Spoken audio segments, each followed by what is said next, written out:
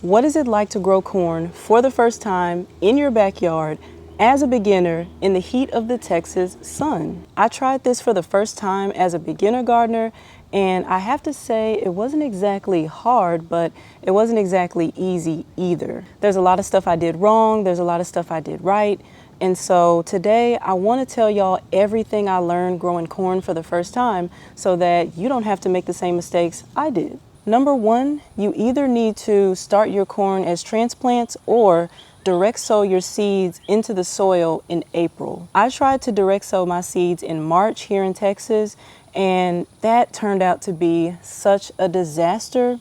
Everybody says to plant your seeds after the last frost date, right? So I waited 2 weeks, and that was not enough time. We didn't get a big freeze, we didn't get any snow, but what we did get was record rainfall here in the Metroplex. And when I tell y'all it was like 40 degrees and raining for 7 days straight, that's exactly what happened. And I just could not get my seeds to germinate. I think they were actually rotting in the ground. So if it's 40 degrees outside, you can imagine the soil temperature might have been around 50 degrees. But corn needs 60 to 70 degrees of temperature in the soil to actually germinate and sprout out of the ground, right? So I actually tried again in April and everything shot up. Just make sure that you get weather that's pretty consistent enough and hot enough so that your soil is around 60 to 70 degrees in temperature so that your corn actually sprouts. My next lesson for you guys is to only keep the strongest corn stalks when your stalks do germinate. So on the back of my seed packet, the instructions were really clear. I just didn't follow them completely, which is totally my fault. But the instructions clearly said to plant 3 seeds to a hole 12 inches apart. So I did that, right? I planted my 3 seeds to a hole. All of my planting holes were a foot apart, but there was another piece of information that I didn't follow, which was to make sure that I thin my stalks and make sure that I only keep the strongest stalk and get rid of the weakest stalks. Now, the reason I didn't do this is because all of my stalks looked so big and vigorous and strong. And so in my mind, I was thinking, well, if it ain't broke, don't fix it, right? Well, that ended up being a huge mistake because my corn stalks didn't get enough room to mature into really big, full ears of corn. I definitely got corn, but it was baby corn. I would definitely recommend following the instructions on the seed packet. Give them enough space to grow, but then when you have your stalks, only keep the strongest stalk in the planting position and make sure that that stalk is 12 inches away from the next stalk. My third piece of advice is to fertilize 2 to 3 times during the growing season. And this is pretty easy to do because corn reaches maturity in about 90 days anyway. So if you're fertilizing once a month, then you're only going to be able to fertilize about 2 to 3 times. But what I want to emphasize about fertilizing is that corn is in the grass family, right? So it's actually a grass. And the type of fertilizer that you're going to need to use on corn is going to be a high nitrogen fertilizer. For your first application, you definitely want to use a balanced fertilizer, a fertilizer that has equal concentrations of nitrogen, potassium, and phosphorus. The reason this is recommended is because you get that all-around nutrition to really start your plants off right. You get the nitrogen, which is going to give you that nice green leafy foliage. And then you get the potassium and the phosphorus for good root and fruit development later on. So that balanced fertilizer will really give you everything you need to get started and make sure that your plant is healthy when it comes out of the ground. The second round of fertilizer, this is all about the nitrogen. I actually use something called blood meal.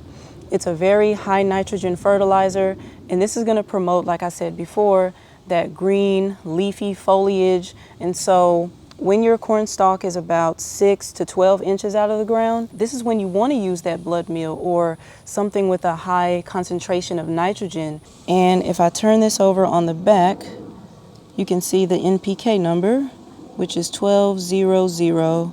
So the 12 is for nitrogen. So as you can see here, total nitrogen, 12% concentration. And then you'll notice the other numbers are 00, this would have been the phosphorus, and this last 0 would have been the potassium. So when you're doing blood meal, you're basically doing all nitrogen. For the third fertilization, I would definitely recommend using something with a lower concentration of nitrogen.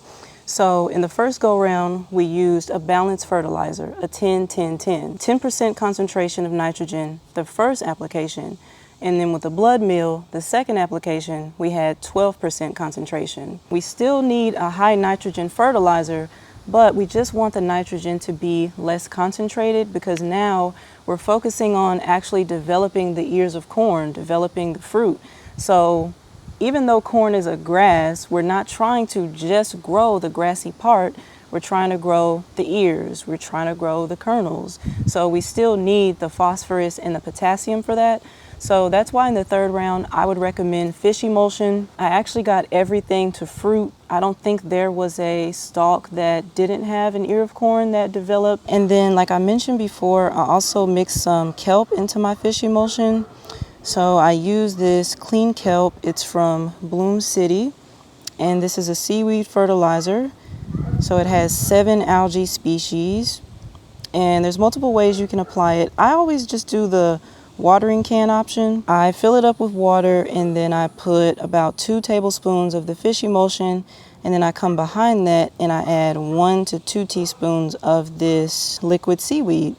And I did notice a difference when I use this on my plants, so would definitely recommend using fish emulsion and kelp together at the same time. The fourth thing I would recommend is, instead of letting your corn wind pollinate itself, I would definitely recommend hand pollinating all of your corn stalks, just to make sure that everything gets sufficiently pollinated and subsequently fertilized. The very top of the plant has something growing out of it called tassels. It's a tall, tan brown type of structure. This is the male reproductive part that holds all of the pollen. So what happens is the wind blows and it shakes loose all of this pollen from the tassels, and then that travels down in the wind and it lands on the female reproductive part, which is called the silks. The silks basically look like strands of hair. I would say maybe there's like hundreds of strands in a bunch.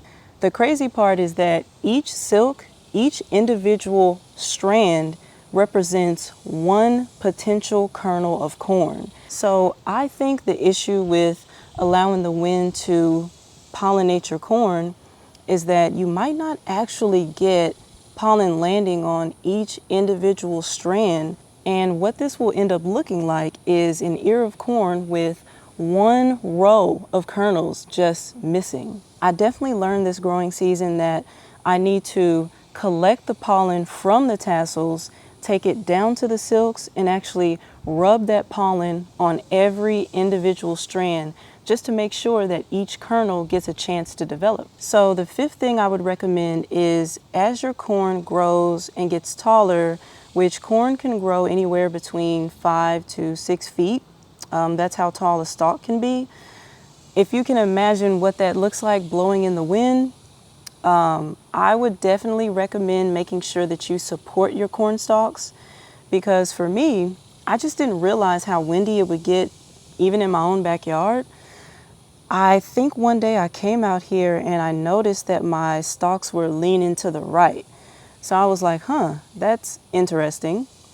So I could tell that the wind had come into my backyard, blew really strong towards the west, and just had my plants sitting sideways. But upon further inspection, when I was watering my plants a little more closely, I realized that the roots were starting to come out of the ground. Like, that's how far my plants were leaning. They were actually starting to become uprooted. Number 6, I would recommend watering your corn heavily.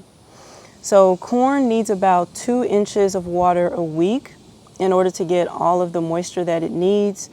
But as I said before, I live in Texas, right? So if you're growing in the South, you're gonna need more water than what's normally recommended.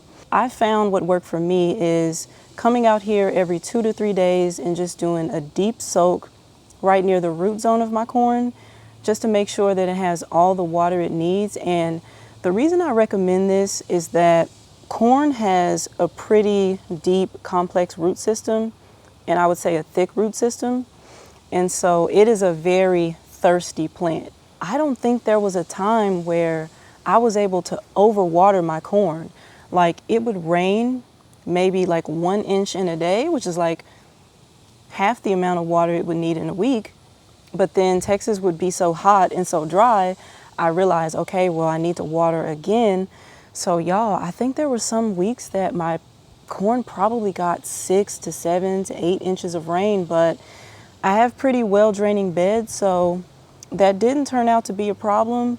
So I would say, just at a baseline level, if you come out to your garden and you do a deep soak of your corn every 2 to 3 days, that's gonna be about what it takes to make sure that they get enough water. And then the last thing I'll say for number 7 is to make sure that you harvest your corn at the right time, y'all.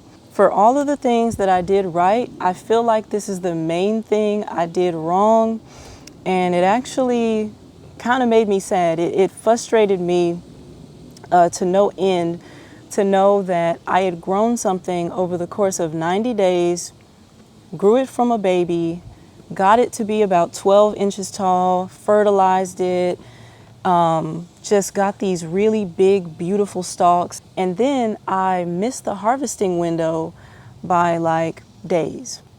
There is a peak tenderness, peak sweetness time to harvest your corn, and that window can close pretty quickly. I didn't know as a beginner that corn can actually become overripe.